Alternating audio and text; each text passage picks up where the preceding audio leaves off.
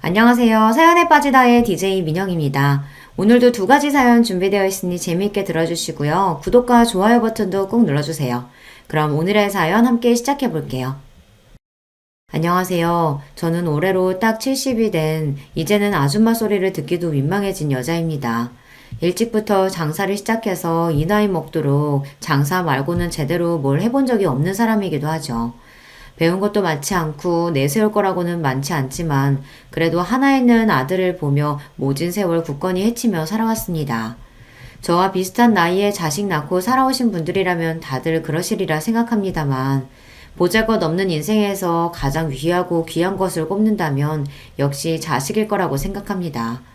저 역시 그렇게 생각하며 평생을 살아왔습니다. 하나 있는 외아들 녀석에게 마음 상하고 상처받을 일이 생긴다 한들 그게 부모의 역할이려니 생각하며 아픈 가슴을 부여지고 미련하게 살아왔죠. 하지만 자식이라고 해서 모든 일이 다 용납되는 건 아니라는 걸, 부모라고 해서 마냥 아무런 대가 없이 내어주기만 해서 될 일이 아니라는 걸 이 나이 먹고서야 겨우 깨닫게 되었습니다. 다 필요 없다. 못난 어미 덕보고 고생 모르고 살아왔으면서 어미 하는 일이 보잘것없다고 이리 어미를 없인 여겨? 나 우습게 아는 놈 나는 없는 셈 치고 살 테니까 어디 너 바라던 대로 창피한 어미 없이 잘들 살아보거라. 어머니 제가 잘못했어요. 딱 한 번만 용서해 주시면 두 번 다시 실망시키는 일 없을 테니까 제발 한 번만 용서해 주세요. 기회는 차고 넘치도록 줬어.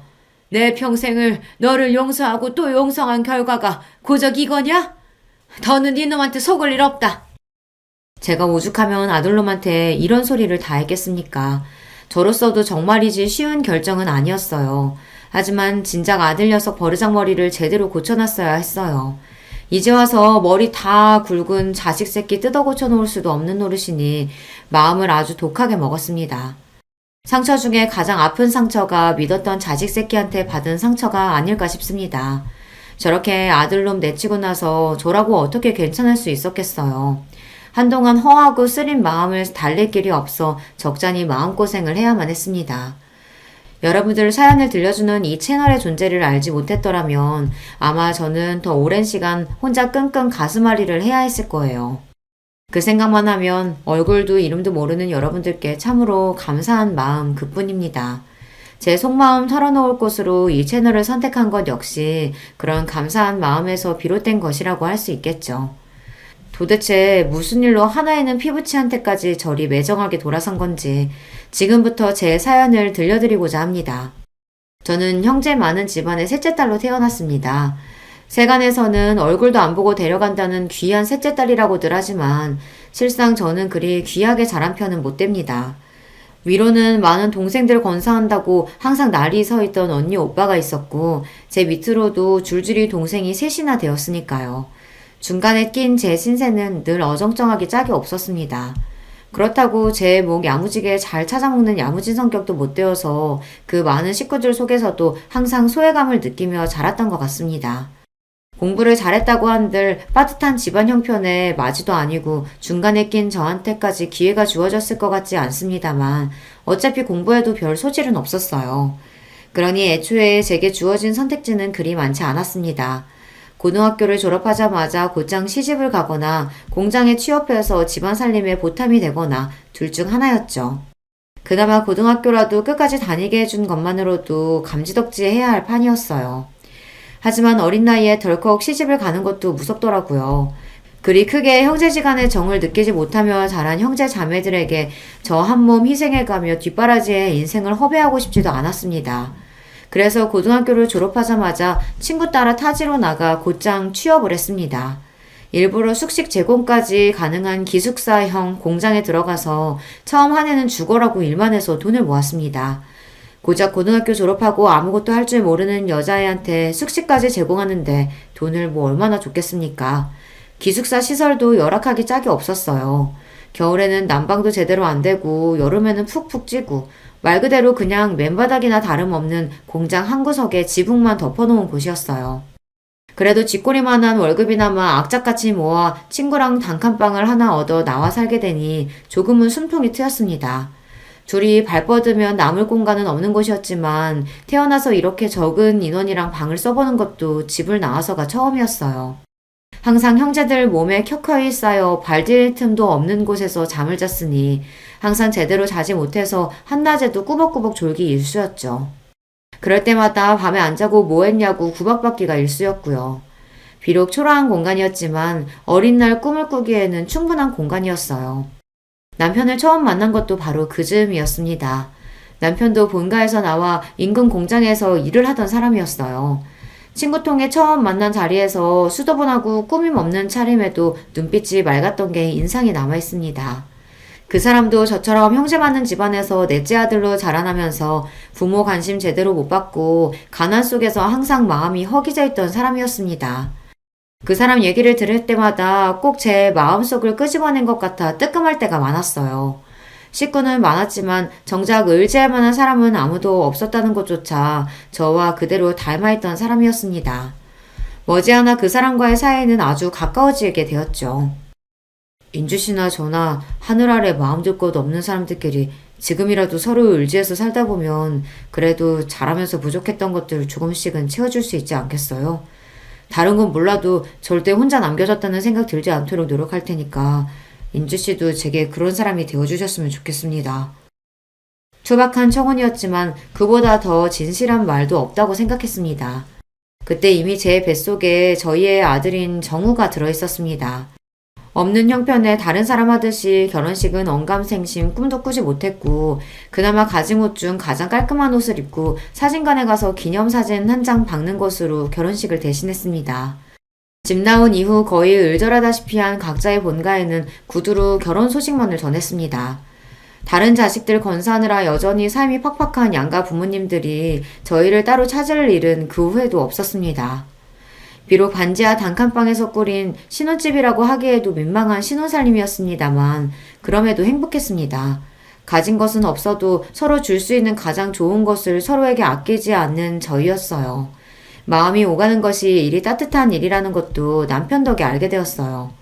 나날이 부풀어 오르는 제 배 때문에 더는 공장 일을 나갈 수 없어 없는 살림이 더욱 빠듯해졌지만 부족하면 아끼고 모자라면 욕심 줄여가며 소박하게 지냈습니다. 그렇게 저희 두 사람이 서로 의지하며 신혼을 보내던 중 기다리던 아이가 태어났습니다. 바르게 커달라는 부모의 바람을 담아 정우라는 이름을 붙여주었어요. 아이가 뱃속에 있을 때도 그랬지만 아이가 태어나고 나니 느껴지는 책임감의 무게가 남달랐습니다. 저희 부부 모두 많은 형제들 사이에서 무관심 속에 방치되는 상처를 경험해 보았기 때문에 처음부터 자식을 많이 낳고 싶은 생각은 없었습니다. 저희가 저희 능력에서 감당할 수 있을 만큼만 낳아서 줄 수 있는 사랑을 다 쏟고 싶었어요. 아직 가난하기 이를 데 없는 저희였기에 형편이 덮이지 않는 이상 정우는 저희의 유일한 자식이 될 터였습니다. 그만큼 더욱 소중한 아이였어요. 아직 저는 몸푼 지 얼마 되지 않아 일을 나가기는 무리였으니 남편이 제 몫만큼 더 힘을 낼 수밖에 없었어요. 제가 정우 낳고 느꼈던 책임감의 무게 이상으로 막중한 임무를 짊어진 남편이었습니다. 나는 절대로 우리 정우한테 내가 느꼈던 비참한 감정 느끼면서 자라게 만들지 않을 거야. 내 아버지가 그랬던 것처럼 낳아놨으니 할 일 다 했다는 듯이 자식 내팽개치지 않고 내 자식 늘 좋은 것 해주지는 못하더라도 하고 싶은 거 하고 사는데 망설이지 않도록 노력할 거야. 그걸 위해서라면 내 한 몸 부서지는 것도 아깝지 않아. 남편은 자신의 말을 증명이라도 하듯 예전보다도 일을 늘려 몸이 부서져라 열심히 노력했습니다. 원래도 타고나길 성실한 사람이었으나 아버지가 되었다는 책임감은 남편의 지친 몸을 다시금 일으키는 원동력이 되어주었어요. 저도 아직 채 돌아오지 않은 몸 상태와 아직은 24시간 옆을 지켜야 하는 갓난쟁이 아들을 돌보는 정신없는 와중에도 아름아름 부업거리를 물어다가 푼돈이나마 가게에 보탰습니다. 비록 남편은 아이 키우느라 살림하느라 정신없이 바쁜 와중 부업까지 하는 제 아내를 늘 안타까이 여겼지만 말이에요. 내가 부족해서 아직 몸조리도 제대로 못한 당신 이런 일까지 하게 만드네. 앞으로 고생 안 하게 해주겠다고 해놓고 도리어 더 고생시키는 것만 같아 미안해. 무슨 그런 말을 해요. 나도 하고 싶어서 하는 거야. 밖에서 하루 종일 제대로 앉을 틈도 없이 일하는 당신에 비하면 집에서 편하게 소일거리나 하는 내가 고생은 무슨 고생이야. 나 하나도 고생스러운 거 없으니까 미안하단 소리 하지 말아요. 남편은 안쓰럽게 바라보긴 했지만 그건 꼭 남편 미안해하지 말라고 한 소리만은 아니었어요. 어차피 친정에서 자랄 때도 어느 정도 제 몸 가눌 수 있게 자란 이후부터는 항상 할 일이 끊이질 않았고, 그런 집에서 도망치듯 나와 공장 일을 할 때도 환경은 여전히 열악하기 짝이 없었으니까요. 부끄러운 마음에 제대로 표현해 본 적은 없지만 결혼해 남편과 아이와 함께 살고 있는 그 단칸방 신혼집이 제 생애 가장 안락한 공간이었습니다.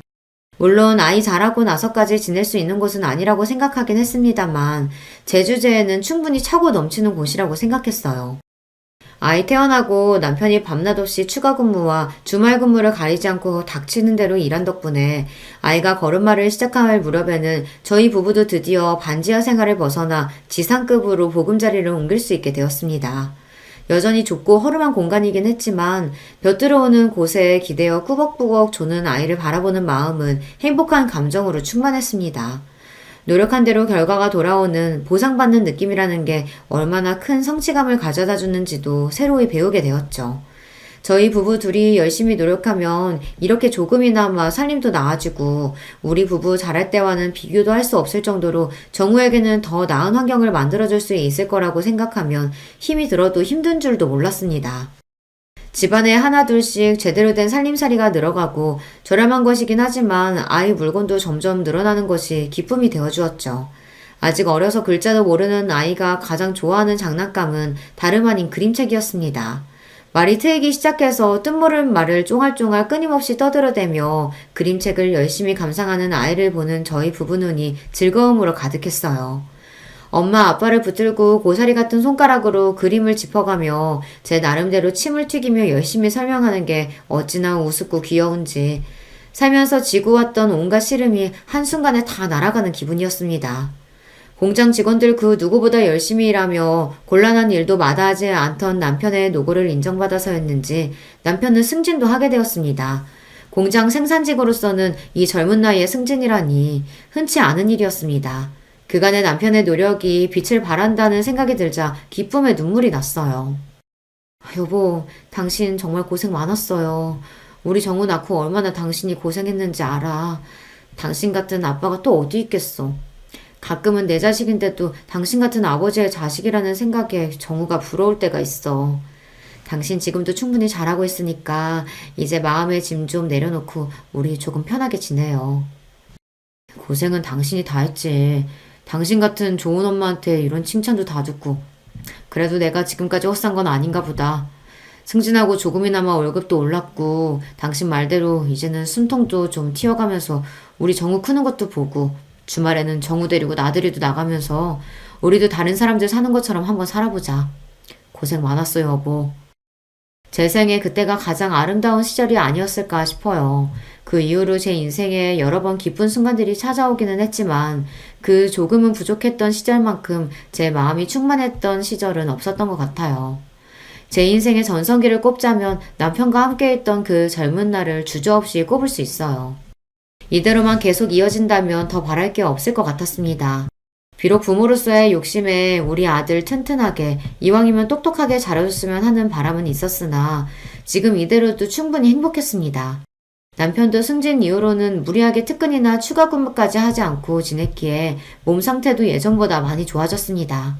제가 정말이지 신신당부를 했거든요. 이제 당신 승진도 했고 예전만큼 애쓰지 않아도 되잖아요. 당신 아직 젊다고 그 핑계로 몸 안 아끼면서 일하는 거 내가 모를 줄 알았어요? 건강 잃으면 다 잃는 거야. 아직 우리 정우 이렇게 어린데 앞으로 애 크는 거, 대학 가는 거, 장가 가는 것까지 다 보려면 당신도 이제 관리해야 돼. 그 좋은 시절 다 놓치고 싶은 거 아니면 내 말 들어요. 아, 알았어. 알았대도.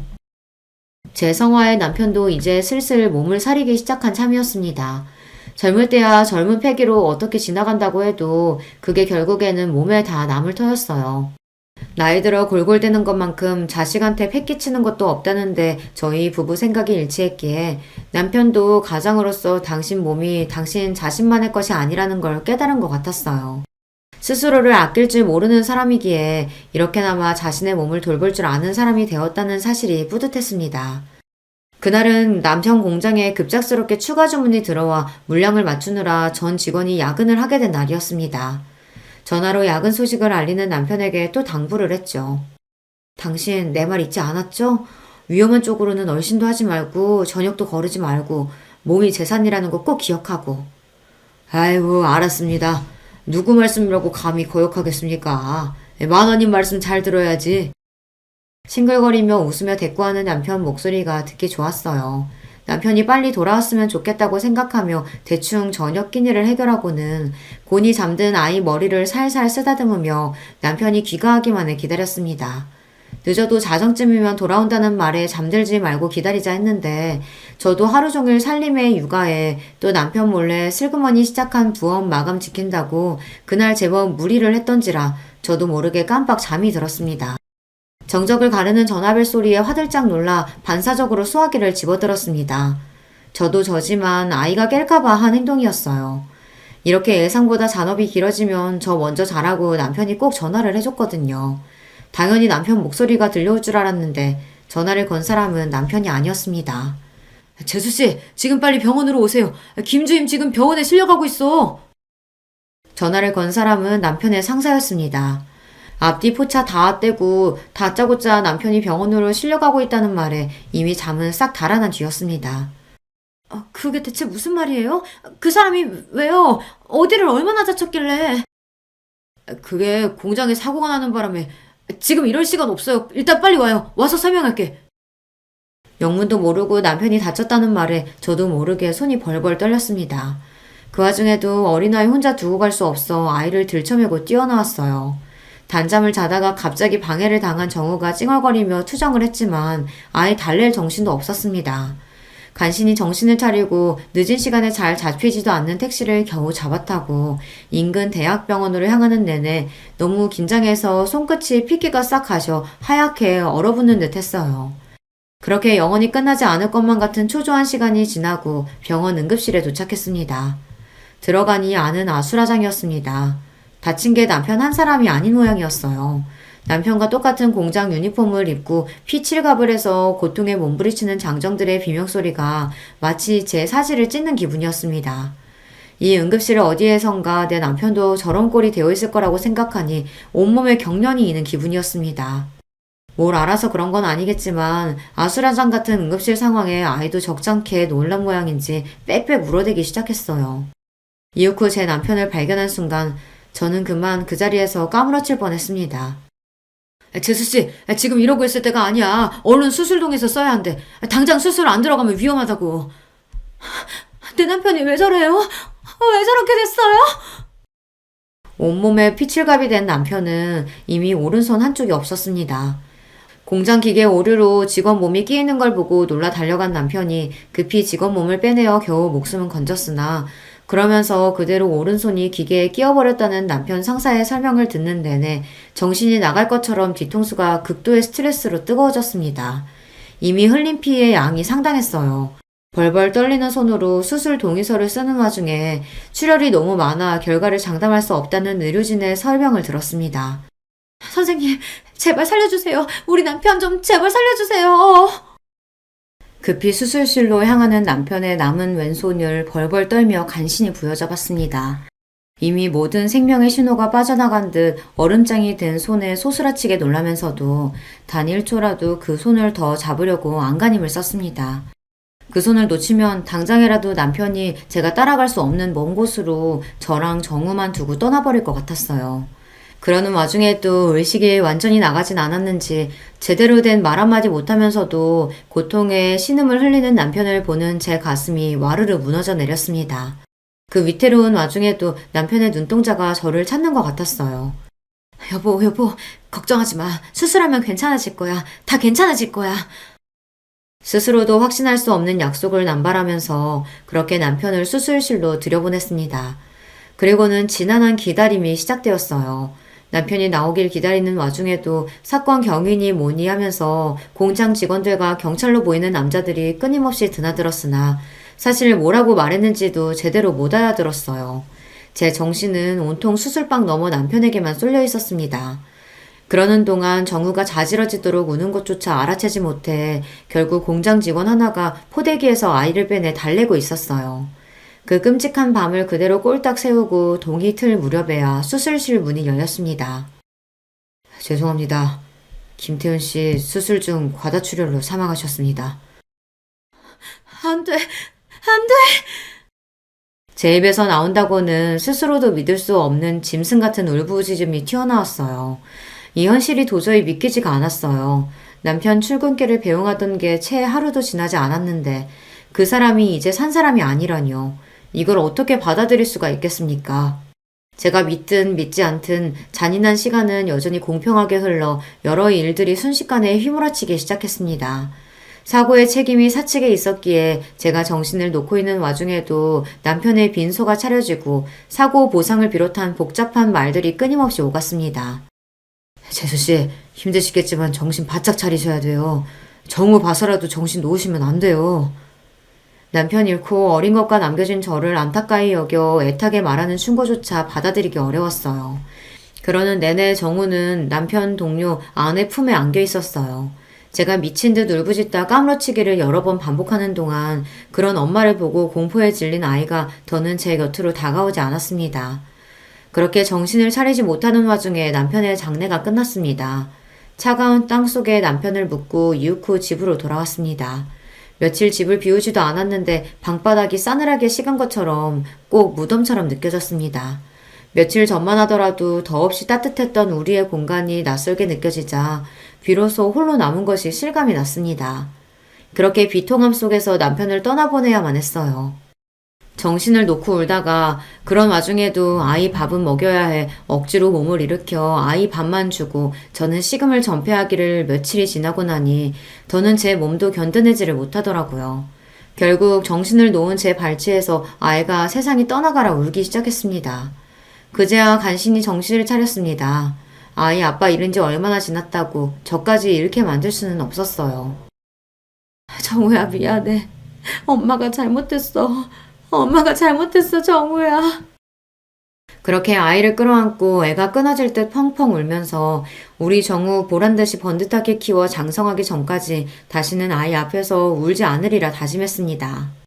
양가 인연 끊긴 지 오래인 마당에 아이가 의지할 곳이라고는 이제 오로지 저 하나뿐이었어요. 무슨 짓이든 해서 이 아이 제대로 키워내는 것만이 제 삶의 원동력이었습니다. 사고로 간 남편 앞으로 남겨진 약간의 보상금 외에 제게 남은 것이 별로 없었습니다.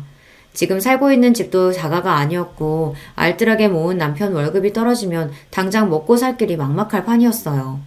그렇다고 저 어린 거 집에 놓고 마냥 일자로 구하러 다닐 수도 없었습니다. 아이 낳으면서 공장도 그만둔 지 오래니 다시 돌아갈 직장이 있는 것도 아니었습니다. 그날부터 주먹밥을 빚어다 아이를 들쳐업고는 새벽에 무작정 인근 터미널로 향했습니다. 허가받고 장사하는 것도 아니니 터미널 관계자한테 쫓겨나기도 부지기수였습니다. 하지만 오늘 하루 벌지 않으면 앞으로의 생활을 장담할 수 없었어요. 쫓겨나도 다시 몰래 들어가고 또 다시 몰래 들어가고 악착같이 주먹밥을 다 팔 때까지 자리를 떠나지 않았어요. 그렇게 얼마간 주먹밥 장사를 하다 보니 버스 기사분들 중에서도 슬슬 단골 손님이 생겨나기 시작했습니다. 젊은 세대기 손맛이 참 야무지네. 여기 이렇게 아름아름 장사하는 분들 여러 계신데 세댁 주먹밥이 제일 맛있어. 제 딱한 사정을 알고 안타까워하시는 분들도 계셨어요. 온 손이나마 녹이라고 따뜻한 음료를 건네주시기도 하셨습니다. 이른 시간에 아이까지 들쳐업고 고생스러워서 어째요. 이거라도 좀 마셔요, 애기 엄마. 여느 때처럼 정우를 얻고 장사를 하고 있는데 어떤 아주머니 한 분이 제 곁으로 오셔서는 말을 거셨어요. 젊은 아기 엄마가 솜씨가 제법이네. 내가 이 인근에서 김밥집을 하는데 사람이 말도 없이 갑자기 출근을 안 해서 요새 여간 고역이 아니야. 그래도 여기서 장사하는 것보다야 수입이야 환경이나 훨씬 나을 텐데 어때? 나 따라가 볼래요? 망설일 이유가 없었습니다. 곧장 아주머니를 따라갔더니 터미널 근처에 김밥집이었어요. 말이 김밥집이지 식사하시고 가시는 손님도 제법 있어 안쪽에는 식사 준비하시는 이모님들도 계셨어요. 저를 즉석에서 데려가신 아주머니는 그 김밥집 사장님이셨어요. 주방 아주머니들은 다 찾고 애기 엄마는 여기서 계속 김밥만 말아주면 돼요. 할 수 있죠? 그럼요, 잘할 수 있어요. 그렇게 아이 들쳐업고 정신없이 김밥을 싸기 시작했어요. 터미널 근처라 그런지 이른 시간부터 손님이 끊임없이 들이닥쳤습니다. 홀에서 식사하시는 분들도 간간히 계셨으나 다들 바쁜 시간에 차 안에서 끼니를 해결하는 분들이 많아 김밥이 정말 많이 나갔습니다. 신들린 듯이 김밥을 싸다 사장님 부르시는 소리에 겨우 눈만 들어 사장님을 쳐다보았어요. 어머, 내 정신 좀 봐. 아직도 애기를 들쳐업고 있어. 아니, 이러다 몸살 나, 애기 엄마. 괜찮아요. 저 계속 일할 수 있어요. 아니, 내가 뭐라고 하려는 게 아니라 저쪽에 애들끼리 놀고 있으니까 좀 맡겨두라고, 응? 혹시나 아이 딸렸다고 겨우 얻은 일감 뺏길까봐 방어적으로 구는 제가 안쓰러우셨는지 안쪽 구석방으로 아이를 데려가시는 사장님이셨어요. 이 시간에 일어나 나오는 여자들 사정이 다 거기서 거기였는지 방 안에는 저희 정우보다는 조금 자란 아이들 여럿이 이미 모여 저들끼리 놀고 있었습니다. 이 일자리 꼭 얻어내야 한다는 생각에 힘든 줄도 몰랐던 몸에 그제야 긴장이 풀렸는지 피로가 확 몰려왔습니다. 그렇게 그날 하루에만 김밥을 300줄은 좋게 싼 것 같아요. 보다시피 우리 집은 김밥 손님이 대부분이야. 그래서 애기 엄마처럼 손 빠르고 야무진 사람이 제일 필요해. 오늘 일하는 거 보니까 걱정할 필요 없겠네. 내일부터 여기로 출근해요. 아이 맡길 곳 없으면 마땅한 곳 찾을 때까지 당분간 아이 데리고 와도 괜찮아. 감사합니다. 정말 감사합니다, 사장님. 그렇게 생각지도 못했던 김밥 장사를 시작하게 되었어요. 제가 그래도 요리는 좀 하는 편이거든요. 김밥이나 주먹밥 정도는 별로 어려울 것도 없었습니다. 쉬는 날에 근처 유치원에 거의 사정사정해서 아이 맡길 곳도 간신히 찾았습니다. 지금이랑은 다르게 결혼하고 일하는 여자들이 드무니 어린이집 같은 건 있지도 않을 때였어요. 우리 정우는 유치원에 들어가기 아직 1살 어린 날이었으나 제 사정이 워낙 딱하니 그냥 지나치기가 힘드셨던 모양이에요. 돌이켜 생각해보면 그렇게 주위 사람들의 도움을 받아 간신히 그 힘든 시절을 지나올 수 있었어요. 모두 참으로 감사한 인연들입니다. 그렇게 스쳐 지나가는 인연일 줄 알았던 김밥집 사장님과는 평생의 인연으로 이어졌습니다. 사장님도 일찍 남편분과 사별하시고 막막하던 차에 김밥 장사로 집안을 일으키셨거든요. 저 또한 그때 이후로 지금까지 김밥으로 먹고 살고 있으니 질긴 인연의 시작인 셈이었죠. 제가 많은 김밥은 우리 정우의 급식비가 되고 학원비가 되고 대학 등록금이 되어 아들이 자립하는 밑거름이 되어 주었습니다. 남들 보기에는 변변치 않은 일일지 모르겠으나 제게는 하나뿐인 아들 녀석 키워준 거나 다름없는 게 바로 김밥이에요. 비록 아이는 자라면서 김밥이라면 아주 지긋지긋하다는 눈을 하고는 했지만 어쩌겠습니까? 아무리 싫어도 제 자식으로 사는 이상 김밥 팔면 번 돈으로 큰 건 부정할 수 없는 사실이니까요. 아이는 공부를 아주 잘했어요. 저처럼 남편 역시 집안 지원이라고는 일체 받을 수 없어 공부를 오래 하지 못했으나 그 사람이 머리는 좋은 편이었거든요. 다행히 내가 아니라 아빠 머리를 물려받은 모양인지 싶어 안도감과 동시에 가슴 한구석이 아릿해졌습니다. 아이에게서 남편의 흔적을 발견할 때마다 그랬어요. 다른 점이 있다면 아무리 몸이 힘들어도 제 앞에서 험한 말 한 번 한 적 없이 늘 다정한 말을 전했던 것과는 달리 아들 녀석은 성격이 제법 날카로운 편이었습니다. 특히나 자존심이 아주 세서 또래 친구들 보기에 창피할 만한 일에는 아주 질색을 했습니다. 김밥 하는 엄마의 존재야말로 그 녀석 기준으로는 절대 친구들에게 보이기 싫은 창피한 것이었던 모양이에요. 쉬는 날 친구들 한번 데려오라는 말에도 절대 응한 적이 없는 아들이었으니까요. 아, 왜 자꾸 친구들 데려오라 그래? 밖에서 놀면 되는데. 그게 아니라 네 친구들 제대로 본 적이 없으니까 궁금하기도 하고 맛있는 것도 해주고 싶어서 그러지. 맨날 김밥집에서 그러고 있으니까 내가 누구랑 어울리는 줄도 모르지? 너무 그러지 마, 아들. 그래도 엄마가 김밥만은 재주나마 있어서 우리 아들 갖고 싶은 거 하고 싶은 거 시켜줄 수 있는 거야. 아, 됐어. 사춘기가 심해질수록 김밥이라면 치를 떠는 아들이었습니다. 어릴 때는 그래도 엄마가 싼 김밥 입에 넣어주면 곧잘 받아먹던 녀석이 언제부턴가는 김밥에는 입도 대질 않더라고요. 다른 사람이 김밥집에서 일하는 저를 무시하는 데에는 조금의 부끄러움도 없이 당당하던 제가 아들 녀석 태도에만큼은 그럴 수가 없더라고요. 제가 가장 소중한 이가 저를 부끄럽게 여긴다는 게 저로서도 너무 창피한 일이었으니까요. 상처받지 않았다고 하면 거짓말일 겁니다. 김밥 싸는 게 뭐가 부끄러운 일이라고 저렇게까지 기겁을 하나 싶으면서도 남편 없이 아들을 키우는 홀어머니로서의 자격지심인 건지 해준 것보다 못해준 것들이 더 가슴에 남아 아들에게 쓴소리 한번 하기가 쉽지가 않더라고요. 그때 마음을 굳게 먹고 아들놈 버릇을 잡았더라면 결과가 좀 달라졌을까요? 비록 내 새끼는 어미 하는 일을 부끄럽게 여기지만 정작 같이 일하는 사람들한테는 제법 인정을 받았습니다. 내가 살면서 먹은 김밥 연결하면 한반도 한 바퀴는 우습게 둘러쌀 텐데 그런데도 자기보다 김밥 맛있게 싸는 사람은 본 적이 없어. 사장님도 참 사람 민망하게 또 그러신다. 어머, 얘는 내가 없는 소리 하는 줄 아나 봐. 진짜라니까? 제 가게 독립을 도와주신 것 역시 사장님이셨어요. 저야 뭐 김밥이나 말 줄 알았지 상권이니 가게 등록이니 하는 건 문외한이나 다름없었습니다. 사장님 안 계셨으면 내 가게 장만은 언감생심 꿈도 못 꿀 일이었어요. 첫 만남부터 지금까지 그분께는 그저 감사하고 또 감사할 따름입니다. 가게 규모는 작았으나 사장님이 특별히 찍어주신 목 좋은 곳에 자리를 잡아 그런지 제 김밥집은 금세 손님들 입소문을 탔습니다. 독립하면서 그동안 구상했던 새로운 김밥 메뉴들도 함께 팔기 시작했거든요.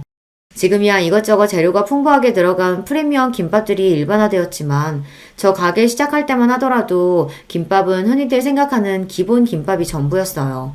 거기에 묵은지를 넣은 김밥이나 쌈밥 비슷한 김밥 메뉴를 내서 팔기 시작하니까 인근 여학교 학생들 반응이 아주 좋더라고요. 태어나서 먹어본 김밥 중에 이모김밥이 제일 맛있어요. 어떻게 이런 김밥을 싸실 생각을 다 하셨어요? 신기해요, 진짜. 그래? 맛있어? 우리 딸내미들 많이 먹어. 정작 제 아들한테서도 인정받지 못하는 제 김밥을 추켜 세워주는 학생들 덕에 힘이 나서 더 신나게 장사를 할 수 있었답니다. 그 친구들이야말로 제 김밥집 2호점, 3호점을 탄생시킨 1등 공신들이에요. 지금도 그 시절을 떠올리면 신명나게 김밥을 말던 제가 떠올라 웃음이 나오곤 해요. 김밥 싫어하는 것과는 별개로 공부 욕심도 많고 그만큼 공부를 잘하기도 했던 아들은 제 할 일은 알아서 잘 찾아서 했어요. 일찍부터 법조인으로서의 꿈을 키우던 아들은 재수 끝에 인근 국립대 법대에 합격했고 곧장 변호사 시험을 준비했습니다. 아들, 판사나 검사는 생각 없고 변호사만 하고 싶어? 변호사 돼야 돈을 잘 벌지. 제가 보기에도 아들은 법조인으로서의 사명감보다는 돈 많이 버는 직업 중 가장 번듯해 보이는 직업을 택한 것 같았어요. 그렇다고 의사가 되기에는 심약한 구석이 있는 아이였어요. 징그럽다고 내장 음식도 안 먹는 녀석이었습니다. 엄마 고생하는 것에 비해서는 제법 곱게 자란 편이었죠. 지금 생각해보면 녀석이 그리 곱게 자랄 수 있었던 것도 다 내 덕인데 항상 아들 앞에서는 왜 그렇게까지 주눅이 들어 살았나 몰라요.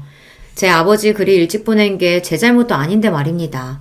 사법고시 준비하면서 안 그래도 예민했던 아들 녀석 신경이 더욱 날카로워졌습니다. 벌써 동기 중에 합격자가 나왔다는 소리를 들으니 어지간히 애가 탔던 모양이에요. 아들, 너무 스트레스 받지 마. 아직 엄마 돈 벌고 있고 네 뒷바라지 하는데 무리 없으니까. 응? 떨어지라고 무슨 고사지네? 하루라도 빨리 아들 합격하길 바라야지. 그게 무슨 소리야. 시험에 대한 부담감을 내려놓으라고 한 말에 발끈하는 아들한테 서운한 마음이었으나 저도 오죽하면 그럴까 싶어 서운함을 애써 꾹꾹 눌렀습니다. 그렇게 쌓인 감정이 저도 모르게 저를 좀먹는 줄도 모르고 그때는 그저 자식을 위해 인내하는 게 능사라고 여겼습니다. 자식이 엇나갈 때 바로 잡아주는 것 역시 부모의 역할이라는 걸 너무 늦게 깨달았어요. 그래서 아들이 드디어 바라고 바라던 변호사가 되었던 날은 기쁨도 기쁨이었지만 안도감을 더 크게 느꼈던 것 같습니다. 이제 저도 숨통 좀 트였으니 녀석 눈치 볼 일이 좀 줄어들지 않을까 싶었던 것 같아요.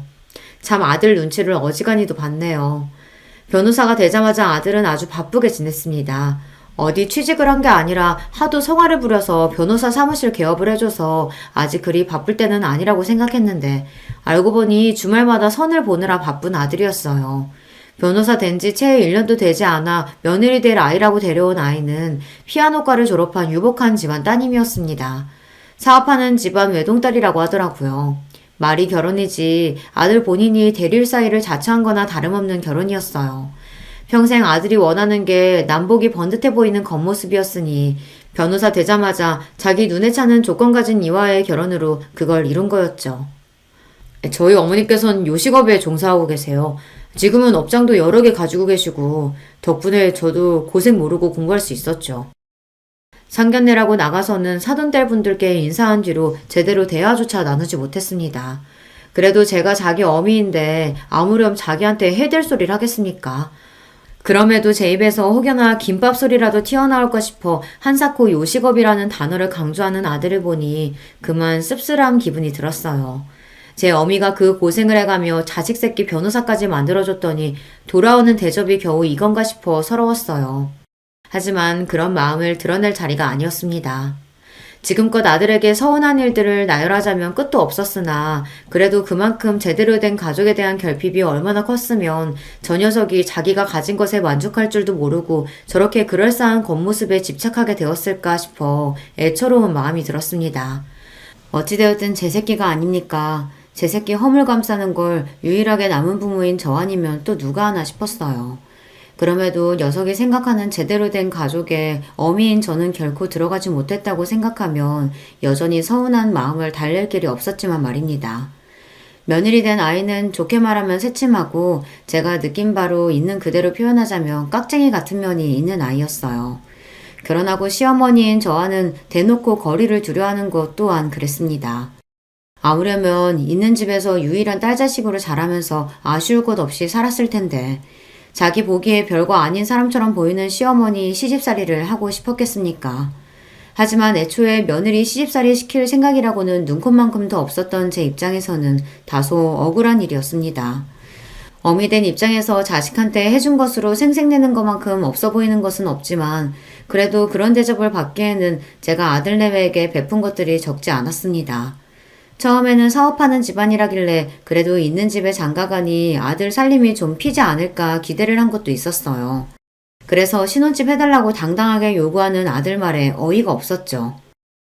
너 사무실 얻어준 지도 얼마 안 됐는데 신혼집까지? 너 번 건 다 어쩌고. 그리고 그 댁도 자식한테 아낄 집으로 보이진 않던데. 사무실 개업한 지 얼마나 됐다고 집 얻을 돈까지 마련했겠어. 그러면 그 집에다 신혼집 해달라고 할 셈이었어? 채령이 귀한 댁에서 모셔오는 판에 어부와도 부족한데 그럼 거기다 신혼집까지 해달라고 하라고? 그게 무슨 경우야. 그러는 너는 나한테 무슨 빚을 졌다고 집 해달라는 말을 과자 사달라는 말처럼 하는 건가 잠깐 기가 찼습니다. 제 놈이 저한테 하는 말은 그럼 무슨 경우란 말입니까? 아들 결혼을 준비하면서 마음 다칠 일이 적지 않았던 터라 저도 이제 마냥 예전처럼 억누르기만 하기가 힘들더라고요. 그런 제 마음은 제 마음이고 그렇다고 결혼 얼마 남지도 않았는데 아들 부부를 길바닥에서 자게 할 수도 없고 결국 제가 한 번 더 져주고 말았습니다. 그러면서 며느리에게 감사 인사 한 번을 제대로 들은 적이 없는데 생색낼 생각은 없지만 그렇다고 대놓고 집까지 해준 시어머니 배척하는 건 너무 얌체 같잖아요. 받을 건 다 받아놓고 볼일 다 봤다고 입 싹 닦는 거 아닙니까? 며느리에 대한 인상이 좋을래야 좋을 수가 없었어요. 그리고 그런 며느리 행동을 용인한 게 바로 아들놈이었습니다. 남의 자식 욕할 게 하나 없었다는 뜻이죠. 그러고 보니 아들 장가를 보냈는데도 며느리를 볼 일은 소원하기만 했습니다. 저도 저 달가워하지 않는 사람 굳이 억지로 얼굴 본 마음은 없었어요. 그러다 보니 서로 직접 연락할 일도 없었습니다. 뒤늦게 며느리 생일이 지난 걸 알게 된 것도 그래서였어요.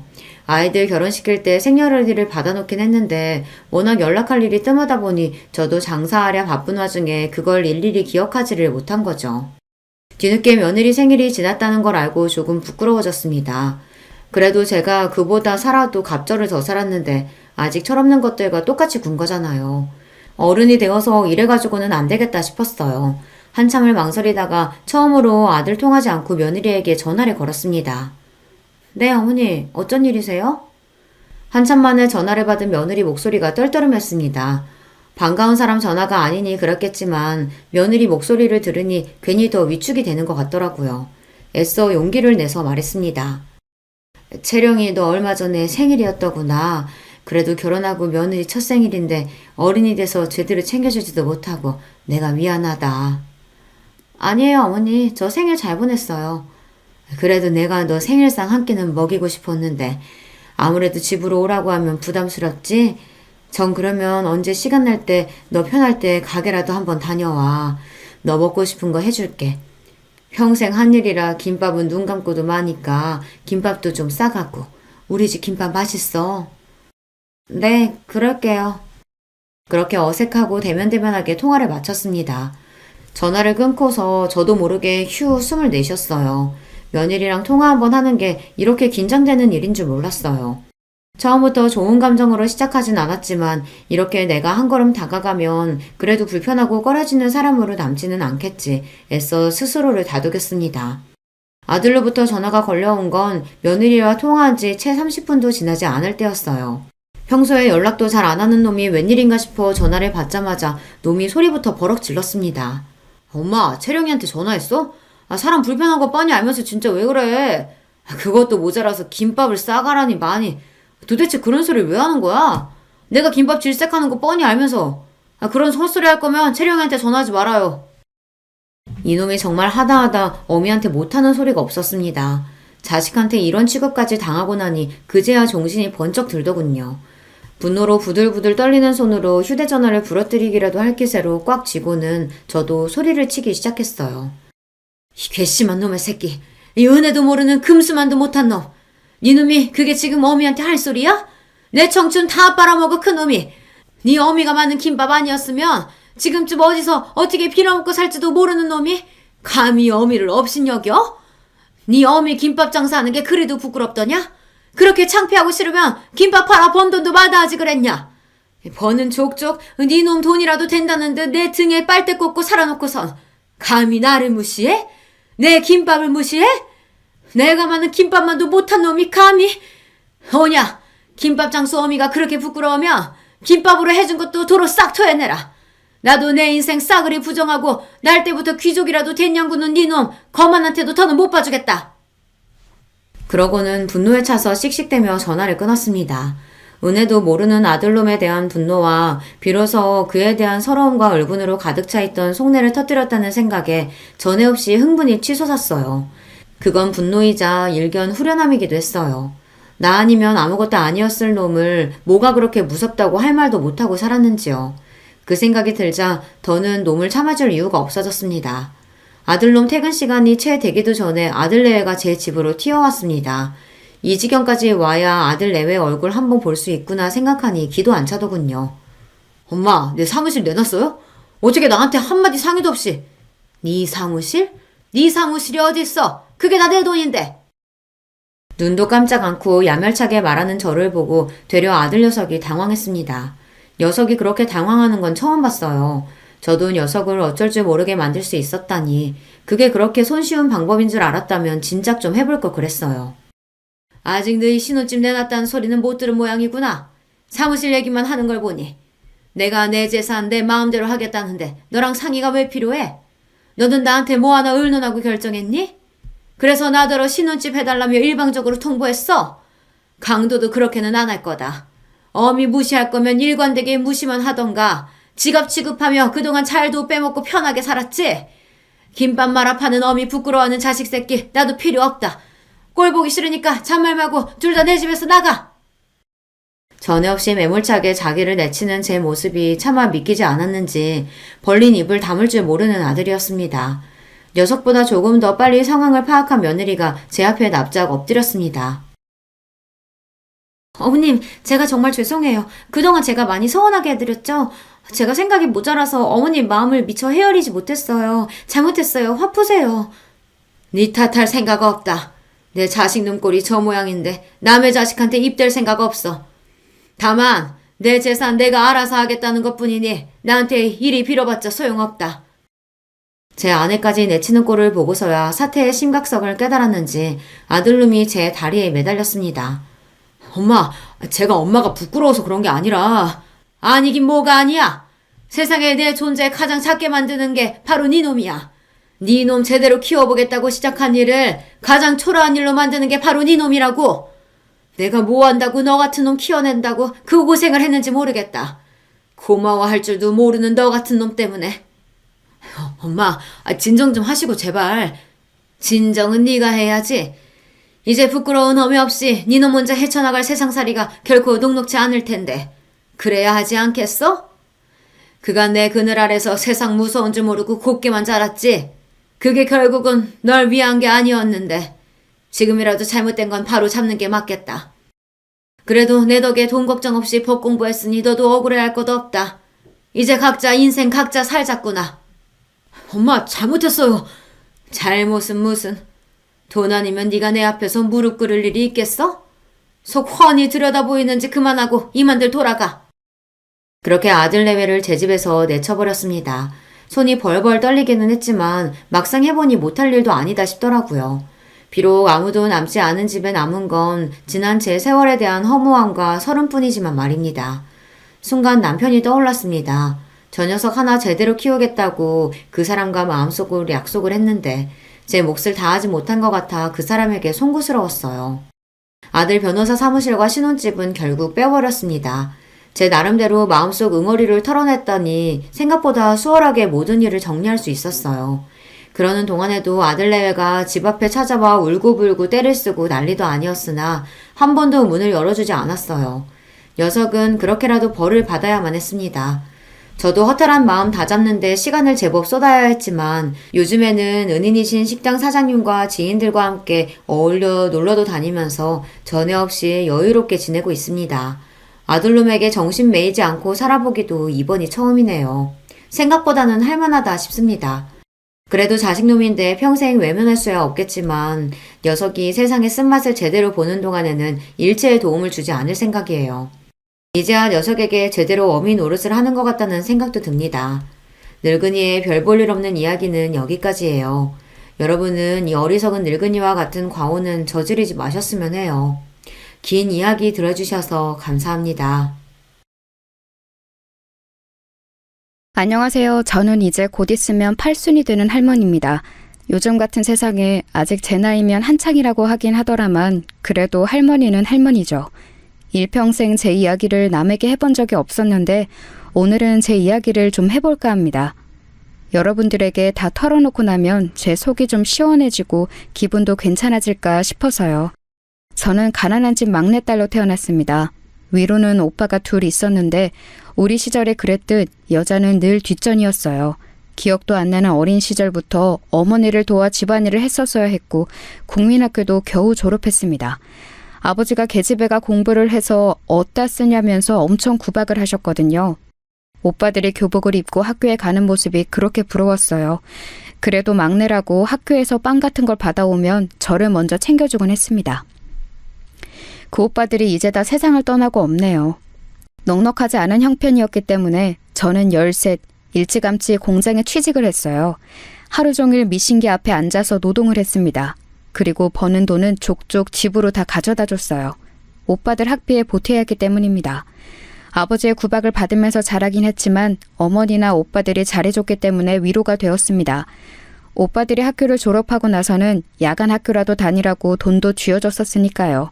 제 덕에 학교 졸업했다고 말이죠. 그렇게 여공으로 몇 년의 세월을 보내며 야간 학교를 졸업했습니다. 그리고 어느 작은 회사에 취직을 했어요. 건설회사에서 잔부나 심부름하는 일이었지만 그 당시에는 공장을 벗어난 것만으로도 행복했습니다. 남편은 그때 만난 사람이에요. 제 나이 22살, 남편은 26이었어요. 양쪽 부모님은 궁합도 안 보는 나이 차이라며 호들갑을 떨어대셨어요. 남편 집에서는 당시에는 어린 나이가 아니었던 남편을 빨리 보내고 싶어하는 마음이었고 저희 집은 딸아이 빨리 치워버리자는 마음이었겠죠. 특히 아버지 말입니다. 저희는 그렇게 결혼했어요. 그 당시에는 흔치 않은 연애 결혼이었습니다. 저도 저에 대해 적극적으로 애정 표현을 해오는 남편이 싫지는 않았거든요. 나를 좋아해주는 사람에게 시집가야 한다는 어머니의 말씀을 정말 귀에 인이 박히도록 들어왔던지라 더 남편과 결혼해야겠다는 생각했는지도 모릅니다. 순조로웠던 결혼까지의 과정과는 달리 결혼하고 나서는 고달픈 일들이 많았어요. 일단 시집살이가 엄청났습니다. 시어머니는 보통 유별난 분이 아니셨거든요. 특히 아들에 엄청 집착하셨는데 제가 결혼하고 1년 넘게 임신이 되지 않자 정말 유난을 부리셨어요. 지금 같으면 뭐 1년 가지고 23 어린 여자에게 뭔 문제가 있어서 좀 기다려보자 하겠지만 그때는 또 시대가 시대였지 않습니까? 밤낮으로 어머님을 따라 전국에 아들 낳는다는 명소라는 명소는 다 가서 기도를 드리고 옆집에 아들만 셋 낳았다는 여자의 속옷을 비싼 값에 사와서 입고 다니기도 하고 좋다는 약이란 약은 다 먹었어요. 하지만 아이가 쉽사리 들어서지 않았습니다. 그 덕에 구박이란 구박은 다 받았어요. 년년 소리를 들으며 온갖 집안일을 다 해야 했고 어디 가서 사람 취급 못 받는 건 예사였습니다. 지금이야 임신이 안 되면 남자 쪽에도 문제가 있을 수도 있으니 같이 검사를 하자고 하지만 그때는 뭐 그런 게 있을 때인가요? 그냥 며느리가 죽을 죄를 지은 죄인인 거죠. 그래서 정말 매일 밤을 울었어요. 내가 정말 어디 문제가 있나, 나는 애도 못 낳는 여자인가 하면서 말입니다. 남편은 아버지와 달리 다정한 사람이긴 했지만 그만큼 효자이기도 했어요. 그래서 매일 밤 저를 달래주면서도 자신의 어머니의 말이라면 다 들었습니다. 그래서 시어머님이 더 저를 대놓고 미워라 하셨겠죠. 그 부분은 아직도 생각하며 가끔 미워요. 그때 내 편을 제대로 좀 들어주지 하는 생각도 들고 말이죠. 하지만 다 너무 옛날 이야기네요. 결혼하고 5년 만에 첫째 아이가 들어섰습니다. 제 나이 27이었어요. 온 집안이 그야말로 경사였습니다. 그날 이후로 시어머님은 절에 들어가셨어요. 제 뱃속에 있는 아이가 아들이어야만 했거든요. 5년 만에 된 임신인데 그 이후에는 또 언제 될지도 알 수 없거니와 그땐 27이면 노산 소리를 들을 때라 다음은 없다고 생각하셨는지 정말 간절하셨습니다. 저는 답답하리만큼 누워서 꼼짝조차 못했어요. 혹시나 애 떨어지면 안 된다고 물을 마시러 가는 것조차 함부로 하지 못했습니다. 꼭 아들이어야만 한다. 딸이면 너는 쫓겨나. 그런 말씀을 서슴없이 하셨어요. 하지만 모두의 바람과는 달리 제 뱃속의 아이는 딸이었습니다. 아이가 나오자마자 모두가 실망 어린 탄식을 하던 장면을 저는 아직도 잊을 수가 없어요. 그 누구 하나 고생했다는 말이 없었습니다. 오히려 시어머니는 방금 해산한 며느리의 면전에 대고 2년 전연하며 쌍욕을 하셨으니까 뭐 말 다 했죠. 씨바지를 드려야 돼. 어머니, 아직 이 사람 젊고 저도 젊어요. 그런 말씀은 마세요. 씨바지를 드려야 한다는 말에 남편은 처음으로 자기 어머니의 뜻에 반기를 들었어요. 절대 그러지 않는 사람이 그러니 시어머니도 고집을 부리시진 못했습니다. 하지만 제가 둘째를 가지기 전까지는 내내 그랬으면 하는 마음을 남편에게 이야기했어요. 실제로 알아보러 다니신 것도 알고 있었습니다. 어디서 이런 박복한 년이 굴러들어와서 내가 그때 그냥 좋다고 며느리를 들인 게 실수지, 실수야. 어디 가서 물어보면 너보고 다 아들복은 뒤지게 없다고들 한다. 어? 아이고 내 팔자야. 우리 집안의 대가 여기서 끊어지겠어. 전년 하나 때문에. 매일매일 그런 소리를 듣고 살았어요. 정말 매일매일이요. 나중에는 욕을 안 듣는 날이 이상한 느낌이 들 정도였습니다. 임신이네요. 축하드려요. 몸이 이상해서 가본 병원에서 둘째를 가졌다는 말을 들었을 때 정말 눈물이 났어요. 그래서 집으로 돌아가는 내내 대성통곡을 했습니다. 그러고 얼굴이 퉁퉁 부은 채로 집에 들어갔더니 시어머니가 무슨 큰 병에 걸렸냐며 대낮부터 여자가 불성사납게 길거리에서 울고 다닌다며 또 욕이란 욕은 다 하시더군요. 어머니, 저 임신이래요. 뭐요? 진짜요? 네. 아이고 부처님 천지시면이 감사합니다. 아이고. 그날부터 다시 어머님의 기도가 시작됐습니다. 그전과 다른 게 있었다면 가시던 그 절에 저도 함께 들어가 있었어야 했다는 거예요. 산달이 될 때까지는 이 안에서 꼼짝도 말거라. 부정 탄다고 절대 그러면 안 된다 했다. 몰래 나갔다가 나한테 들키면 너 죽고 나 죽는 거니까 그런 줄 알아라. 저는 정말 산 아래로 한 발짝도 내려오지 못한 채 8개월을 가까이를 산속 그 절에서 생활했어요. 불편한 것도 많고 너무 힘들었지만 그래도 아들을 낳아야 한다는 일념 하나로 이겨냈습니다. 남편도 멀쩡한 부인과 반년이 넘는 시간 동안 생리배를 해야 했고요. 내가 당신한테는 정말 많이 미안해. 그래도 남편은 참 다정한 사람이라 참고 살았던 것 같아요. 지금 생각해보면 말입니다. 그렇게 저는 아들을 낳았습니다. 아들을 낳던 날 온 집안에 어머니의 비명 같은 울음소리가 울려 퍼졌습니다. 그리고 결혼하고 처음으로 들었어요. 수고했다. 수고했다는 말입니다. 그 말 한마디 듣자고 7년이 넘는 세월을 그렇게 마음고생 몸고생한 거 생각하니 허무하더라고요. 대체 아들이 뭐라고 말이죠. 하지만 저도 어쩔 수 없는 옛날 사람인지라 딸아이보다는 아들내미가 이쁘긴 하더군요. 그래서는 안 되는데 말입니다. 엄마는 왜 정수만 이뻐해? 엄마가 언제 정수만 이뻐했어. 정이도 예뻐해. 거짓말. 엄마가 맨날 간식도 정수 하나 더 주는 거 내가 모를 줄 알아?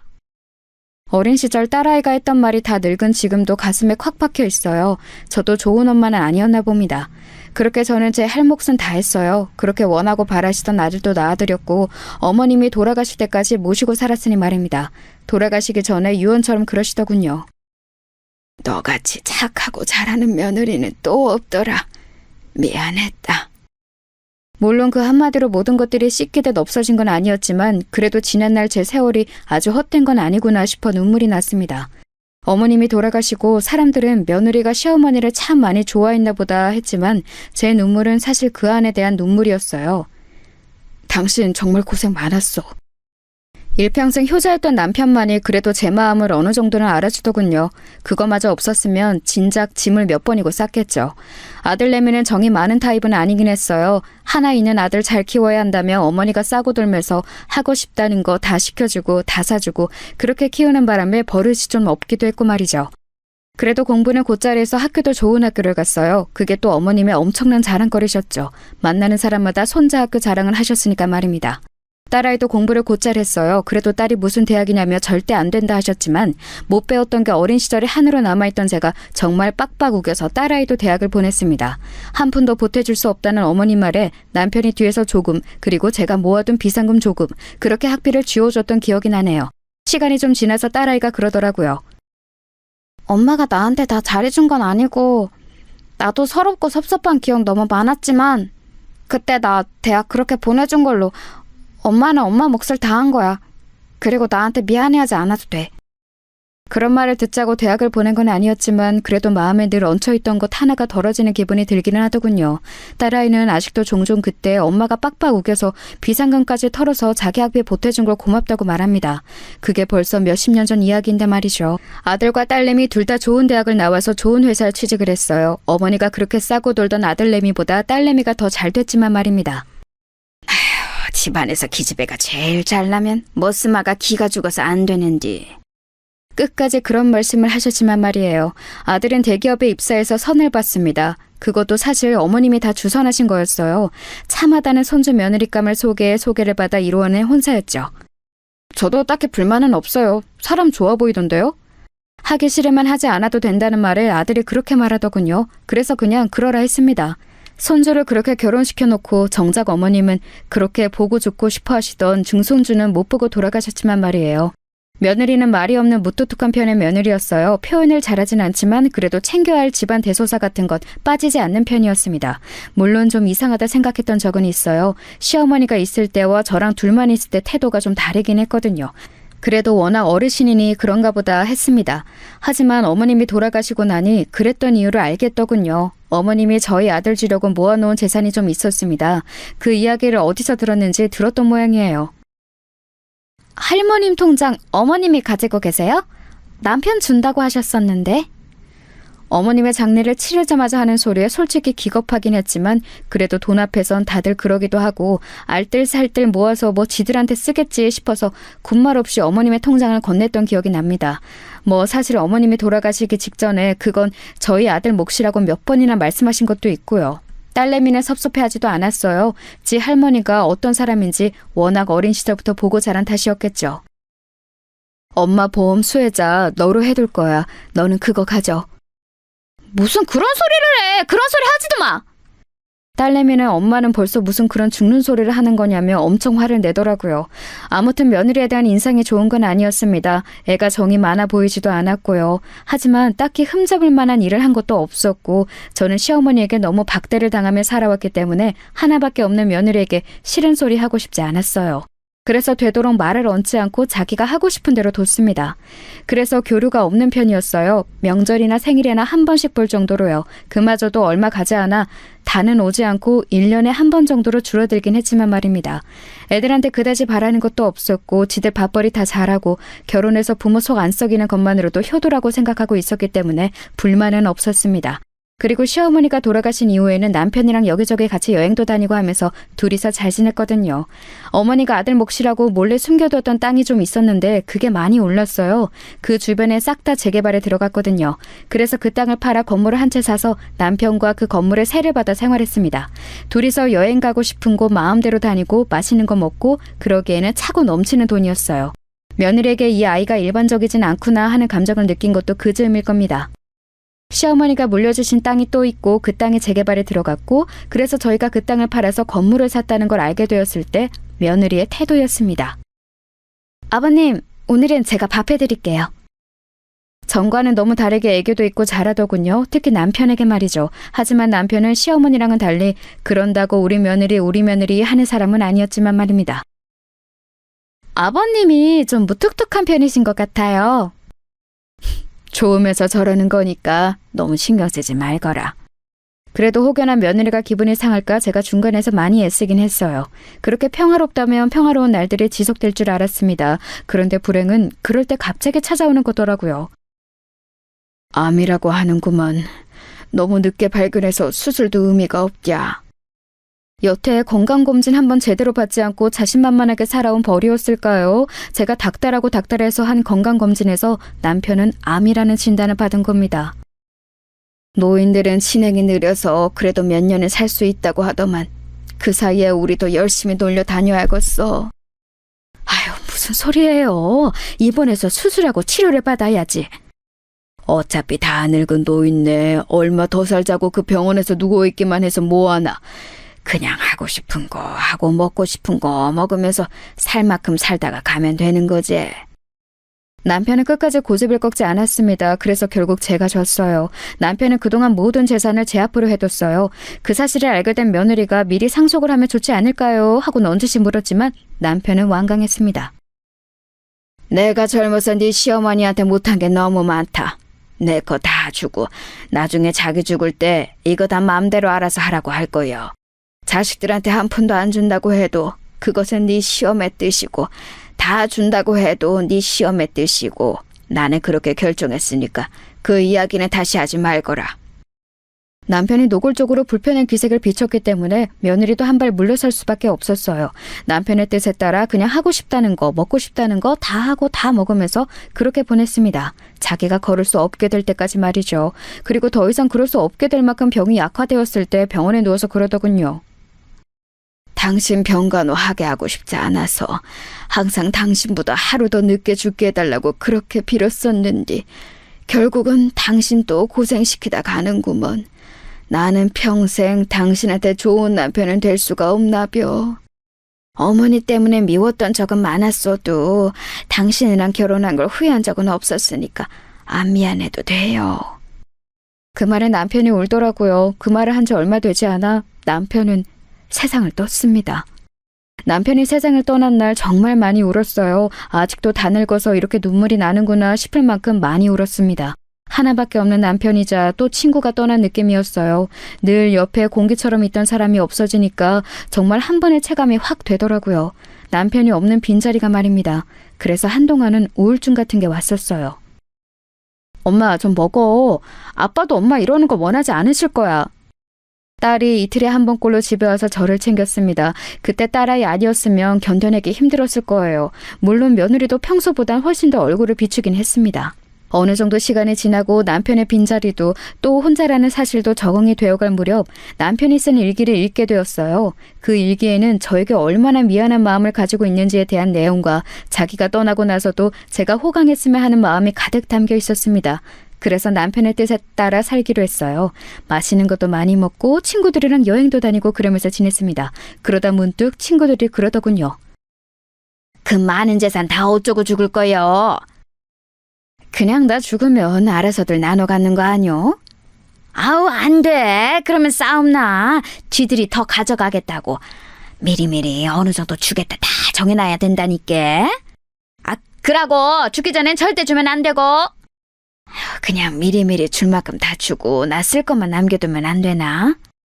아우, 큰일 날 소리 하네. 그러면 태도가 싹 바뀐다니까. 죽기 전엔 정말 한 푼도 주면 안 돼. 처음에는 뭘 그렇게 유난을 떨어야 하나 싶었지만 며느리의 여태 동안의 그 태도들이 마음에 걸려 있었던지라 그 말이 더 마음에 와닿았습니다. 친구들의 조언대로 변호사를 만나 딱 3등분으로 나눠줄 생각이었어요. 딸내, 아들내, 그리고 나머지는 기부로 하는 걸로 말입니다. 예전부터 좋은 일을 늘 하고 싶었는데 기회가 없었거든요. 뉴스 같은 곳에서 전 재산을 기부했다는 사람들을 보면서 대단하다고 생각했던 적도 많았습니다. 물론 저는 전 재산을 기부하는 건 아니라 아이들에게도 줄 생각이긴 했지만 말입니다. 어머님, 변호사 만나셨어요? 그런데 며느리가 제가 말하지도 않았는데 제가 변호사를 만난 걸 어디서 듣고 와서 묻더라고요. 그걸 어떻게 알았니? 저희 동네에 있는 사무실에 가셨죠? 저희 동네에 제가 아는 사람이 많아서 만났다. 재산 문제로 만나신 거예요? 답지 않게 정말 꼬치꼬치 묻더군요. 며느리가 재산에 대해 관심이 많은 건 알고 있었던지라 그냥 별 문제가 될 것 같지는 않아서 다 대답했습니다. 주변에서 죽기 전에 미리 나눠야 한다고 해서 아직은 그냥 만나보기만 한 거야. 아직 유언장을 쓴 건 아니었거든요. 변호사 말로는 정확하게 재산 파악을 해서 뭐는 누구에게 그런 걸 정확히 써야 한다고 하더라고요. 그래서 시간이 좀 걸린다고요. 어떻게 하실 건데요? 지들이 받을 재산인데 궁금할 것도 같다 생각하며 그냥 이야기했어요. 3등분해서 큰애, 니네, 그리고 나머지는 기부할 거다. 제 그 말에 며느리 눈이 동그래지더군요. 기부를 하신다고요? 아니 그 전에 형님이랑 저희랑 똑같이 주신다고요? 그래, 뭐가 문제냐? 너네는 어머니가 주신 돈도 따로 받아간 게 있지 않니? 그것도 적은 돈이 아닌데. 아니, 아무리 그래도 아들이잖아요. 요즘 세상에 그런 게 어딨어. 그리고 기부는 무슨 말씀이세요? 예전부터 뉴스 같은 거 보면서 전 재산 기부했다는 할매, 할배들 멋지다고 생각했다. 그래서 나도 전 재산은 아니지만 기부하기로 한 거요. 아니, 그 큰 돈이니까 더 해야지. 그리고 너네가 가져가는 돈도 큰 돈인데 뭐가 그렇게 아깝니? 아니, 아까운 게 아니라 굳이 그래야 하나 싶은 거죠. 자식들 몫까지 나눠서. 여기에 너희 몫이 정해진 게 어딨어. 그냥 운이 좋아서 땅이 오른 덕에 생긴 돈인데. 며느리가 꽁한 얼굴로 입을 꾹 다물더군요. 상당히 불만이 많은 얼굴이었지만 더 말을 꺼냈다간 이마저도 제가 안 준다고 할까봐 참는 게 느껴졌습니다. 그날 이후로 며느리는 거의 매일을 저희 집에 찾아왔어요. 그리고는 집안일을 하고 제 옆에 딱 붙어서 하루 종일 저를 설득했습니다. 어머님, 다시 한번 생각해보세요. 저희가 다 달라는 거 아니라니까요? 애비도 그렇게 많이 기부하냐고 어머니께 다시 말해보라고 했고. 나는 이미 마음 다 정했다니까 그런다. 유언장 그렇게 쓸 마음은 안 바뀌니까 너도 그만 포기해. 그리고 이렇게 매일 오는 것도 하지 말거라. 그렇게 해도 제 마음이 바뀔 것 같지 않으니 한동안은 그만하는 것 같더라고요. 제가 생전 며느리 흉을 다른 사람에게 본 적이 없는데 요즘 며느리는 너무 노골적으로 돈돈거리는 것 같아서 딸아이에게도 말한 적이 있었습니다. 엄마, 절대 유산상속 미리 해주지 마. 싸가지가 없어. 평소에는 자주 오지도 않으면서. 그래도 애 앞에서는 그런 소리 하지 마라. 안 해요. 나도 괜히 분란 만드는 거 싫어. 그냥 엄마랑 이렇게 뒤에서 욕하고 마는 거지. 딸내미도 지아빠 닮아서 여기저기 입대는 스타일이 아니라 그런지 그냥 그러고 말긴 했지만 말입니다. 그러던 어느 날이었어요. 꿈에 남편이 나왔습니다. 그렇게 가고 나서 한 번도 꿈에 나온 적이 없었는데 저 멀리서부터 저한테 이리 오라고 손짓을 하더군요. 그래서 남편 가까이 다가가 푸념을 했습니다. 아이고, 생전 안 찾아오더니 이제야 왔소. 잘 지냈는가? 나야 못 지낼 게 어딨어요. 일찍 간 당신 억울하게 잘 먹고 잘 살고 있어요. 그랬더니 남편이 웃더군요. 그거 참 다행이라면서 말이에요. 나 데리고 가려고 왔어요? 당신은 올라면 한참 멀었으니까 그런 말 하지도 마소. 그럼 이제사 내 안부가 궁금했어요? 거기가 지낼만 한가 보제? 지낼만 하던 아니던 지금 올 생각은 하지도 말고 할 말이 있어서 왔소. 무슨 말이요? 제 질문에 남편의 표정이 갑자기 굳어지더라고요. 좀 전에 희미하게 웃고 있던 모습과는 달리 그놈마다 못해 무서워 보였습니다. 그래서 제가 한 발 물러나려 하니 제 손목을 꽉 잡고는 한마디 한마디 힘줘 말하더군요. 내일 며느리 조심하소. 예? 그게 무슨 말이에요? 며느리 절대 조심하소. 알겠소? 남편이 아플 정도로 손을 꽉 잡고는 신신당부를 하더라고요. 그래서 일단 고개를 끄덕였습니다. 알겠어요. 근데 왜? 제가 알겠다고 하자마자 한 번 더 뚫어져라 저를 쳐다보더니 스르륵 사라지더군요. 남편이 사라짐과 동시에 잠에서 깼습니다. 기분이 이상했어요. 남편의 표정도 처음 보는 무서운 표정이었고 무엇보다 꿈이 너무나 생생했습니다. 남편이 꽉 잡았던 손목의 느낌도 아직 나는 것 같아요. 그렇게 이상한 기분으로 하루를 시작했습니다. 그런데 소름이 돋는 일이 일어났어요. 한동안 연락이 없던 며느리가 집으로 찾아온 겁니다. 진짜 기분 이상하더라고요. 네가 무슨 일이냐? 꼭 무슨 일이 있어야 하나요? 그냥 환절기고 어머님 입만 떼면 한 번씩 꼭 감기 걸리시잖아요. 그래서 좋아하시는 백합죽 써드리려고 왔죠. 요즘 맛있대요. 몸 괜찮다. 그래도 드세요. 뭐 죽을 아플 때만 먹으라는 법 있나요? 그리고 좋아하시잖아요. 그러고선 부엌으로 들어가 준비해온 재료들로 죽을 쓰기 시작하더군요. 그 뒷모습을 가만 보고 있는데 자꾸 어젯밤 꿈속에서 남편이 해준 말과 그 말을 해줄 때의 얼굴이 생각났습니다. 그렇게 며느리의 모습을 가만 보고 있는데 시간이 꽤 지났는지 다 됐다고 하더군요. 찝찝한 마음을 안고 식탁에 앉았습니다. 간 봤는데 진짜 맛있게 잘 됐어요. 그래 보이는구나. 죽은 진짜 맛있어 보였어요. 하지만 선뜻 손이 가지 않더군요. 자꾸 얹힌 것처럼 남편의 모습이 떠올랐습니다. 그래서 답답한 듯 가슴을 툭툭 쳤어요. 그랬더니 며느리가 자리에서 벌떡 일어서더군요. 뭘 가져다 드릴까요? 그리고는 제 대답도 듣지 않고 벌떡 일어나 물을 가지러 돌아서더군요. 그때였습니다.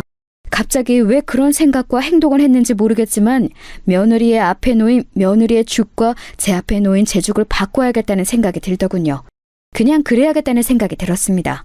그래서 퍼뜩 그릇을 바꿨어요. 그리고 모른 척 앉아 있었습니다. 심장이 정말 벌렁벌렁거렸어요. 지금 다시 생각해도 그러네요. 어머님, 여기 물이요. 그래, 고맙다. 며느리는 그런 제 모습을 잠시 보다가 자신이 먼저 먹기 시작했습니다. 저도 며느리가 먹기 시작하는 걸 보고 한술 떴어요. 맛있네. 맛있더라고요. 생일에도 잘해주지 않던 며느리의 음식을 이렇게 이런 상황에서 먹게 되는 게 기분이 묘했지만 말입니다. 걱정했던 일은 일어나지 않았어요. 며느리는 죽을 잘 먹고 과일까지 깎아서는 같이 먹고 뒷정리까지 하고서는 집으로 돌아갔습니다. 아무 일도 일어나지 않아서 오히려 민망하고 그런 생각을 잠시나마 했던 게 며느리한테 좀 미안하더라고요. 아휴, 그 양반은 왜 생전 나타나지도 않다가 나타나서 그런 말을 해서는. 남편이 왜 그런 말을 했을까 생각하며 오늘 며느리를 의심한 걸 하루 종일 자책하고 있을 때였어요. 늦은 밤이었는데 아들에게 전화가 왔습니다. 생전 전화를 잘하지 않는 아이라 무슨 일인가 싶어서 전화를 얼른 받았어요. 네가 이 시간에 어쩐 일이냐? 무슨 일 있어? 어머니, 오늘 집사람 어머님 집에 갔어요? 아들의 목소리가 어딘가 급박해 보이더라고요. 그래서 바로 대답했습니다. 와서 백합죽 끓여줘서 같이 먹고 돌아갔는데 왜? 무슨 일이 있는 게냐? 아니, 이 사람이 지금 알러지 증상이 심하게 올라와서 응급실에 왔는데 뭘 먹었는지 말을 안 하잖아요. 그 자리에서 휴대폰을 떨어뜨릴 뻔했어요. 며느리와 저는 같은 알러지를 가지고 있습니다. 바로 땅콩 알러지예요. 어릴 적 땅콩을 먹고 죽을 뻔한 이후로는 땅콩을 먹지 않는다는 이야기를 했던 적이 있는데 자신도 그렇다고 한 적이 있었거든요. 어머니? 아들의 목소리가 들려오는데도 멍하게 휴대폰을 들고만 있었습니다. 무슨 말을 해야 할지도 모르겠고 그냥 멍하기만 하더군요. 지금은 괜찮니? 네, 지금은 주사 맞아서 괜찮아지고 있는데 땅콩 알러지가 있는 사람이 자기가 찾아서 그걸 먹었을 리도 없고 그럼 뭘 먹었는지 말을 해줘야 하는데 말을 안 하잖아요. 애가 오늘 할머니 집 간다고 했대서 전화해봤어요. 며느리는 주사를 맞고 자는 중이라고 하더군요. 그렇게 전화를 끊었는데 저도 모르게 눈에서 눈물이 흘렀습니다. 재산 때문에 시어머니를 죽이려고 죽에 땅콩가루를 집어넣는 며느리라니요. 저에게 이런 드라마에서나 볼 법한 일이 일어날 거라고는 상상도 한 적이 없거든요. 정말이지 세상이 뒤집힌 것 같은 기분이었어요. 아니, 죽다 살아났으니 그게 맞긴 한 거겠죠. 아이고, 애들 아버지. 손을 덜덜덜 떨며 어제 꿈에 나타난 남편을 부르짖었어요. 그렇게 그날은 충격으로 밤을 지새우다시피 했습니다. 그리고 그 다음날 먼저 딸애에게 이 이야기를 전했어요. 딸애가 너무 놀라서 한달음에 달려왔더군요. 그리고 저를 붙잡고 울면서 화를 내기 시작했습니다. 엄마는 그렇게 될 때까지 아무 의심도 안 했어? 진짜 큰일 날 뻔했잖아. 아빠가 꿈에 안 나타났으면 어쩌려고 그랬어? 상상이나 했겠니? 그런 일을 할 거라고. 딸애는 한참을 울면서 화를 내더니 당장이라도 누구 하나 때릴 기세로 일어서더군요. 내 인연을 가만두나 봐. 그 자식도 가만 안 둘 거야. 어디서 그런 년을 데리고 와서는. 일단 앉아라. 내가 그렇게 말한다고 해도 그 아이가 박바국이면 그만인데 누구 말을 믿겠니? 너도 처음에 엄마가 잘못한 거 아니냐고 몇 번을 되물었잖아. 딸을 씩씩거리더니 이내 앉더군요. 그리고는 눈물을 닦으며 말했습니다. 그러면 이렇게 하자. 어떻게? 내일 엄마 혼자 병문안을 가. 그리고는 그냥 왜 그랬냐고 물어봐. 모른 척해도 다 알고 왔다고 그래. 녹음기 꼭 가져가서 녹음하고. 알겠지? 며느리를 만날 생각을 하니까 다시 손이 떨려왔지만 그런 무서운 아이랑 아들을 계속 같이 살게 둘 수도 없는 노릇이었습니다. 그리고 또 언제 저한테 그런 짓을 또 할지도 모르잖아요. 그래서 덮어둘 수는 없었어요. 딸이 했던 당부를 몇 번이나 되새기면서 며느리가 입원해 있는 병원으로 갔습니다. 병실 앞에서 딸이 알려준 대로 휴대폰의 녹음 버튼을 누르고 심호흡을 한 번 크게 한 뒤 문을 열었어요. 며느리가 딴 곳을 보고 있다가 저를 보고는 화들짝 놀라더군요. 제가 올 줄은 몰랐던 것 같습니다. 그리고는 제 눈치를 보기 시작했어요. 별일 아니라고 아범한테 어머니한테는 절대 말하지 말라고 했는데 했다고 하더라고요. 며느리의 그 말에도 대꾸 없이 그냥 가만히 보고 있었어요. 그랬더니 평소와는 달리 입을 쉬지 않고 계속 떠들더군요. 다 나와서 이제 퇴원하면 되는데 왜 오셨어요 괜히. 눈치를 보면서 그렇게 말하길래 그냥 조용히 넌지시 물었습니다. 딸아이가 한 당부대로 절대 화는 내지 않고요. 왜 그랬니? 그 말에 며느리가 굳더군요. 그러고는 얼굴이 하얗게 질리기 시작했습니다. 뭐가요? 무슨 말씀하시는지 저는 모르겠어요. 너 그날 나한테 준 죽에 땅콩가루 섞은 거 내가 모르고 왔을 줄 아냐?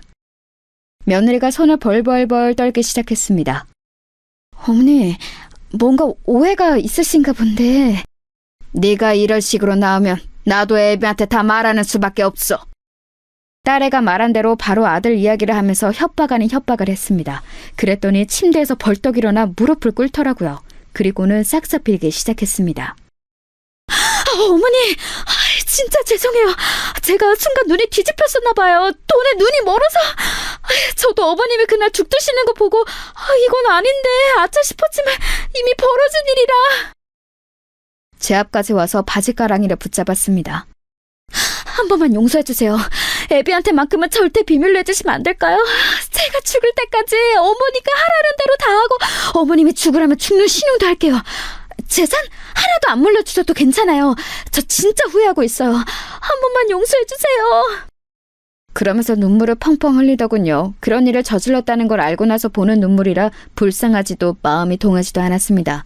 그냥 이 위기를 모면하기 위해 우는 걸로밖에는 안 보였어요.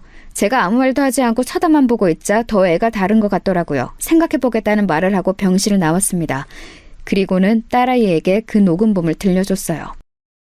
엄마, 진짜 용서해줄 건 아니지? 물론 그럴 생각은 없었습니다. 무서워서 같이 밥이나 먹을 수 있겠냐고요. 언제 또 나를 죽이려 할지 모르는데 말입니다. 그런데 아들에게 어떻게 말을 해야 할지 차마 입이 떨어지지 않더군요. 그래도 부인이고 애들 엄마고 그런 아이인데 말입니다. 충격받을 게 뻔했기 때문에 입이 떨어지지 않았습니다. 그렇게 며칠을 고민만 하고 아무런 행동도 하고 있지 못하고 있던 어느 날이었습니다. 아들이 찾아왔어요. 그리고는 정말 상상도 못했던 말을 하더군요. 어머니, 그 사람이 실수로 땅콩에 들어가는 음식을 어머니랑 자기랑 나눠 먹고 그런 일이 일어난 것 같다고. 어머니는 괜찮으시냐고 하던데 별일 없으셨어요? 먼저 선수를 친 겁니다. 제가 며칠째 조용하니 불안했던 건지 아니면 다 말할까봐 겁이 났던 건지 아들에게 거짓말로 그렇게 이야기를 한 것 같더라고요. 정말 기가 막혔습니다. 걔가 그러디? 네, 실수로 땅콩이 들어간 음식을 어머니랑 나눠 먹은 것 같다는데 어머니는 괜찮으세요? 알러지 심하시잖아요. 그때 누군가 집으로 또 찾아왔습니다. 며느리더군요. 얼굴이 하얗게 질려서 왔더군요. 내가 와본다니까 당신은 왜 왔어요? 그래도 어머니를 직접 봐야 마음이 놓이지. 알러지 반응 심하신데. 아직 별일 없는 거 보면 괜찮으신데 잘 지나가신 거죠? 그래 보이긴 한데 어머니 괜찮으신 거 맞죠? 며느리가 중간에서 제 눈치를 계속 보더군요. 안 괜찮다. 그쵸? 제가 알기론 어머니 어렸을 때 죽을 뻔하신 뒤로 절대 안 먹는다고 제가 아버지한테 몇 번이나 이야기 들었었는데 얼른 병원에 가서 검사라도. 나는 안 먹었어. 에? 근데 방금 안 괜찮다고. 도어락에 눌리는 소리가 나더니 이번에는 딸아이가 들어오더군요. 그 일이 있은 뒤 마음이 너무 불안하다고 딸아이가 요즘 집에 자주 찾아오곤 했습니다. 오늘 사단이 나겠구나 직감적으로 알 수 있었어요. 아니나 다를까 딸아이는 며느리를 보자마자 인상이 험악해지더군요. 네가 여기 어디라고 와? 구구로 엎어져서 조용히 있어도 머리채를 잡으러 가고 싶은 마당에! 평생 자기 누나가 그 정도로 화를 내는 걸 본 적이 없었던 아들이 놀란 얼굴로 딸아이를 바라봤습니다. 누나 왜 그래? 왜 그러긴? 뭐가 왜 그래? 네 와이프가 엄마 죽이려고 했는데? 아니, 실수로 땅콩이 들어간 음식을 같이 먹은 건 맞지만 일부러 그런 것도 아니고 실수인데 뭘 또 죽이려고 했다까지가. 뭐? 실수? 너 지금 실수를 했니? 딸아이가 씩씩거리면서 며느리를 노려보니 며느리가 입술을 꽉 깨물더군요.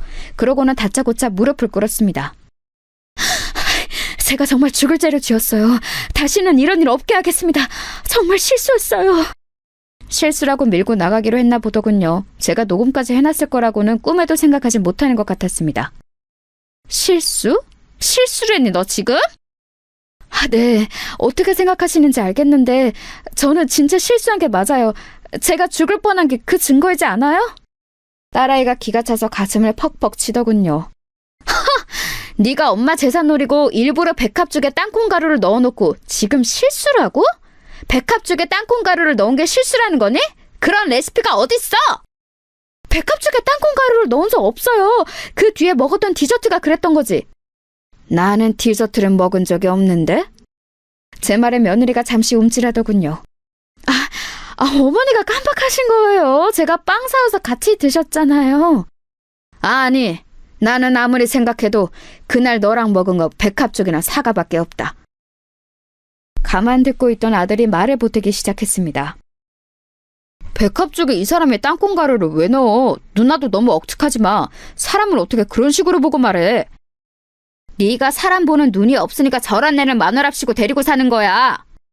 지금 말 다 했어? 생사람 이렇게 말도 안 되는 소리 하면서 잡는 누나는 인성이 뭐 좋은 사람이야? 생사람? 생사람?